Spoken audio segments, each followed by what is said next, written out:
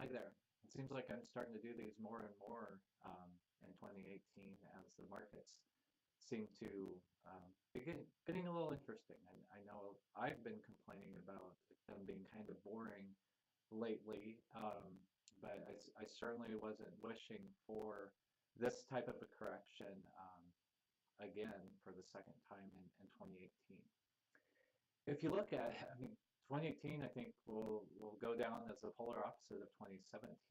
If you guys remember, 2017 was the lowest volatility recorded on record as far as standard deviation or 1% moves or however you want to measure it. It was the least volatile year. Now 2018 is not shaping up to be the most volatile year, but definitely, as you can see from this chart, we've had now, we're on the verge of our second 10% correction for the year. And normally we will see one 10% correction per year, but until February when we saw the markets fall almost 12%, we hadn't seen one, going back, geez, I think it was like 2011 was the last time. So people got conditioned to not seeing 10% corrections. So 2 in 10 months is close to normal if you expect one per year looking at market history. What's interesting though is different parts of the stock market got hit differently. International and emerging markets have just been crushed. We're talking they're down 20, 30% depending on which market you're looking at. And they never did recover their highs. You look at the US market, value stocks held up a little bit better. Growth stocks got hurt really bad, down anywhere from 11 to 15% just in the first 3 weeks of October. So it definitely seems to be the things that did really well the last year got hurt the worst. And it's a little too early to tell what's going on. Basically, people are panicking and selling. Not quite sure until we get further data of what that means for the markets. What's interesting, and it's something that, geez, you go back to just in September when I was asked to do an update to talk about why are my portfolios not outperforming the S&P 500.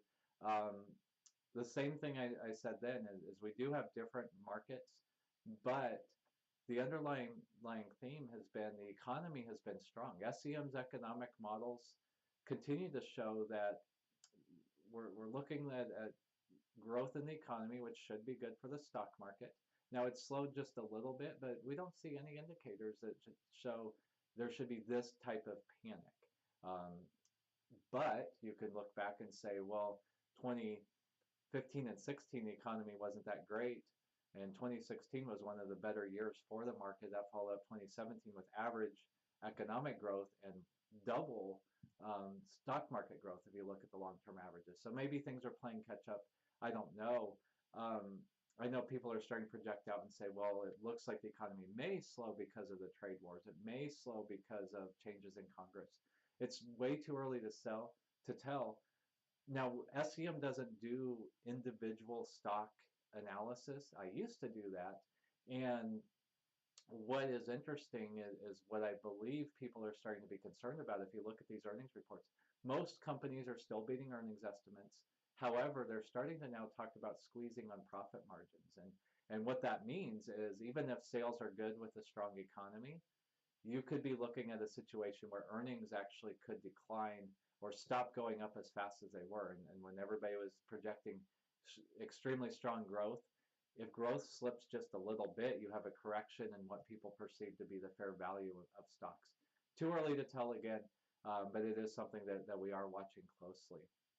So obviously the biggest question that people are asking is, well, how did SEM react?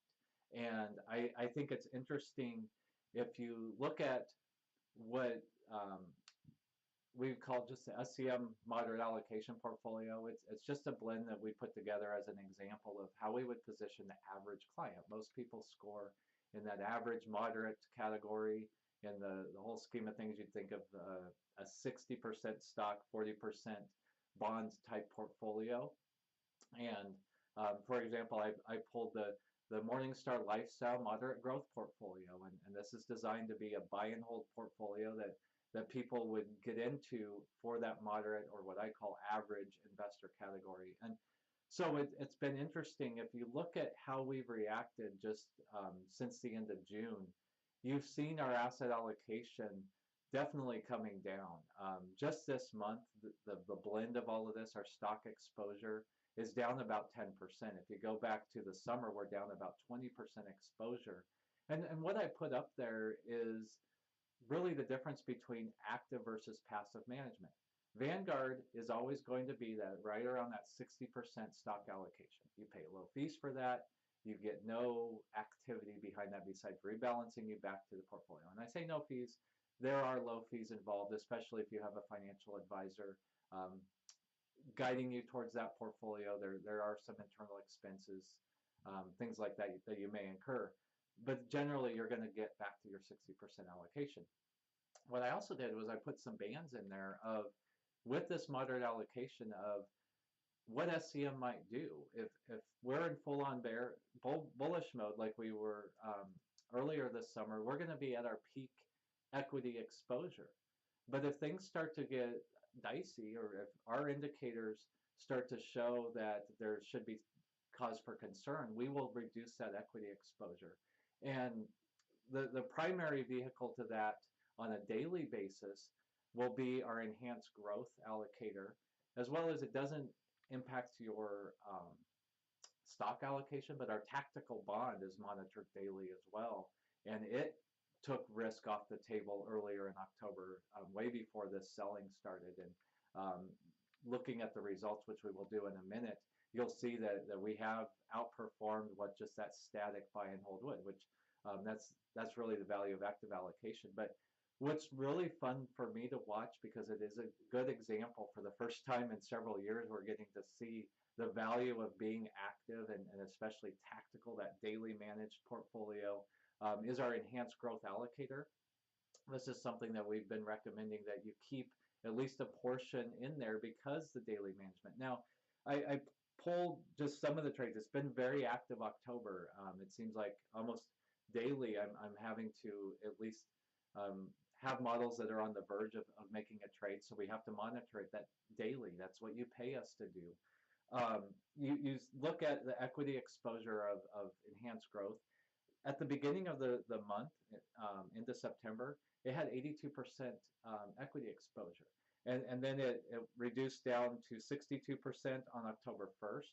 And then it got a buy signal on October 4th, up to 70. But then October 5th, something interesting happened, and it cut us down to right around 50% equity exposure. And I think this is important because it's one of our systems that we've used. Rick started using it back in 1992, and it's been a core component of our allocation strategies on the stock market side for all of our 26 plus years. And it's by far my favorite system because it suits my personality, and that it's one of the few systems we have that looks to sell as the market's going up, and also then to turn around and buy as the market's moving lower and looking to bottom. And essentially, to boil it down, was this system saw the market in early October was hitting some new highs on the price indices, the S&P, the Dow, whatever you want to use.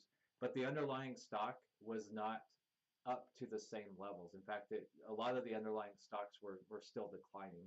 And so what that tells us inside the system is it's a speculative type investment. Nobody was really investing for the long run. They're not buying underlying stocks. They're just sitting there trying to get exposure, basically chasing the market higher, because as you remember, at the end of September, everybody's like, gosh, this thing's going to go on forever. We're going to close out the year strong. And obviously that has not been the case.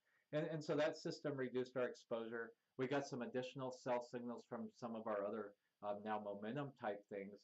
Took enhanced growth down to 43% on October 12th. And then our volatility system, if you remember, the Dow was down 500 or 600 points that day. Our volatility system saw that, and it jumped back in, increased us up to 65%. Now, that system's been a star for the last 10 years, but there's one thing we've always warned people about. It will buy after a big sell-off, but then if you don't get a big recovery in the next 3 to 5 days, it's going to ride the market down, and that's what it's been doing. However, we got additional sell signals that have helped us hedge off that exposure. And so on Monday, we took our position from 65% in enhanced growth down to 36%, due to some other underlying factors in the market that was basically saying, look, something is broken here. It's best to take money off. And so that 36% exposure, if the volatility system weren't part of it and looking to get a quick gain, we'd be down to maybe 10-15% exposure, which was our lowest in that program since 2011, which is when the last time we had almost a 20% correction over that summer. I'm going to get way sidetracked, and now I'm going over the 10 minutes that I thought I'd keep this to, but there are some similarities to 2011, especially if you look at what's going over in Europe.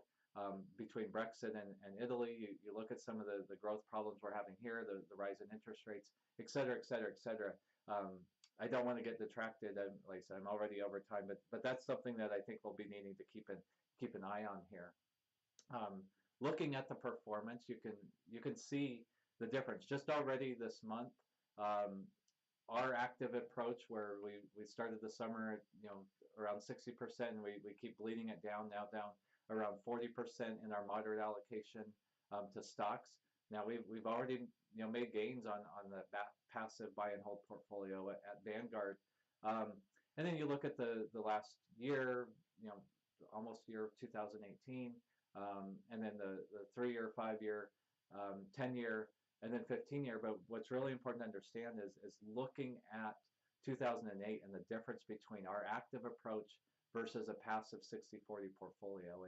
And you can see the dramatic reduction in risk that our activity is designed to take care of. And it's important to understand the markets will move in cycles. They will have times where, look, active management looks like it just is a waste of money. And that's what we've been hearing for the last 3 to 10 years.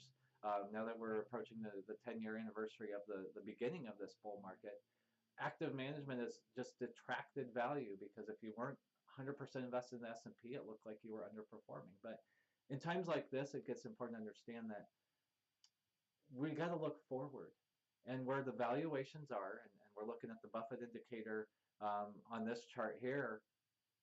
It's saying your 10-year returns, if you're a buy and hold in that Vanguard portfolio, are likely to be negative. I think if I were a buy and hold investor, I'd be happy 10 years from now if I got positive returns, even if it's 1 or 2%. You want to buy when the valuations are low, and you want to sell when they're high. Well, every valuation indicator is saying they're high. Even with this 9 or 10% drop in the market, valuations are still high, especially if earnings start declining. And when we get a recession, that's when we want to be most concerned. And that's what I think is important to understand with our portfolios, and what we've done is our daily activity stuff did exactly what you expect it to do. And that's why you pay a higher fee for the daily tactical management, enhanced growth, tactical bond. I did mention income allocator, tax advantage bond, enhanced portfolio allocator. Those daily managed programs you'll pay a higher fee for, but they've reduced risk significantly in October. Now the dynamic programs, they're based on our economic models, and the economy is still clicking along, but we're going to have another look here next week at the end of October. And if the economic models show a little bit more decline, we'll go back to a neutral position. But if the economy keeps humming along, there's not a big macro concern that the market's going to continue going down. So that's something to keep in mind. If you are a longer term investors, you may have a little bit more time before that recession starts, so you have time to adjust your portfolio. And then our AmeriGuard, which is essentially what Vanguard's doing with an enhancement. We look at the American funds and Vanguard fund holdings. There's like 163 of them we're looking at, and we're trying to find the strongest performing ones. Now, for the last 2 years, the strongest performing have been the growth-oriented ones. So our AmeriGuard stuff's been hit a little bit. We can, on our balanced and moderate, take 10 to 20% of our exposure off the table, but quite frankly, this 10% correction is something we should expect. Again, once a year at least, we're going to see 10% corrections. 3 to 5 times a year, you're going to see a 5% correction. So AmeriGuard's designed to let some of these drops happen before we make any adjustments. Um, but that is something that could happen before the end of the quarter. When the quarter ends at December 31st, we'll take a look again and run it through our filters and say, well, what should we be in going forward? May reduce equity, it may not. It's definitely up in the air at this point. The value, though, is you have tactical, daily managed, dynamic, monthly managed using our economic models, completely different models than our tactical stuff. And then you have AmeriGuard, which is completely different models than the other two. And by blending these together, which we've done in our moderate allocation example, is you get the best of everything. You get that risk reduction when the market starts going down, but then you turn around and you get more upside participation, less activity there on the AmeriGuard, and you pay different fees for that. So we just got to keep that in mind.